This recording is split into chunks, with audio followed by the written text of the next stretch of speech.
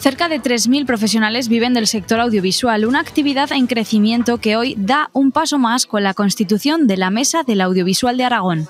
En Aragón hay mucho talento y la verdad es que la creatividad que va envuelta y que desde luego es inherente al sector es evidente en nuestra tierra.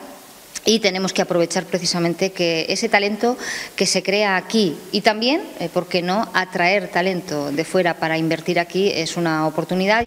El paisaje aragonés es otra de las claves para que nuestra comunidad sea tierra de cine. En 2019 su impacto económico fue de 310 millones de euros. La inversión en los próximos presupuestos generales aumentará de 600.000 a 750.000 euros. Una iniciativa que se impulsará a través de la Corporación Aragonesa de Radio y Televisión.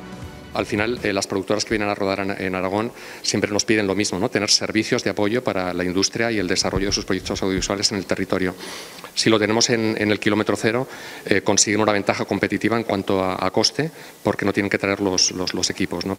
Un reto que comienza por impulsar la formación. ¡Acción!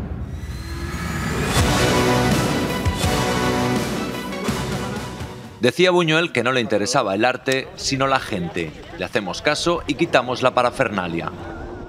3, 2, 1, ¡acción! No hay persecución sin alguien que haya preparado antes los desayunos. Hasta 40 localizaciones usó Run Baby Run, una de ellas en Villafranca. No hay factoría nazi sin los vecinos que hicieron de extras en Calamocha para Comando de Gandulas. Tanta gente que unidos es lo que se llama sector. El sector en algunos momentos ha estado muy tocado y esperemos que reflote un poco con nuevas perspectivas laborales, porque al fin y al cabo nuestro objetivo es la inserción laboral de los jóvenes. En el elenco, productoras, técnicos, especialistas o incluso un carpintero local que fabricó aquí las camas. La magia del cine se aplica también a convertir estudiantes en profesionales.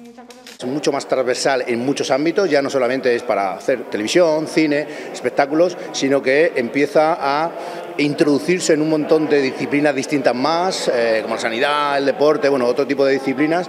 17 centros formativos, desde ingenieros a músicos, integran desde hoy una mesa del audiovisual que recuerda, como Buñuel decía, que el cine es un instrumento de expresión. Aragón TV con el cine aragonés.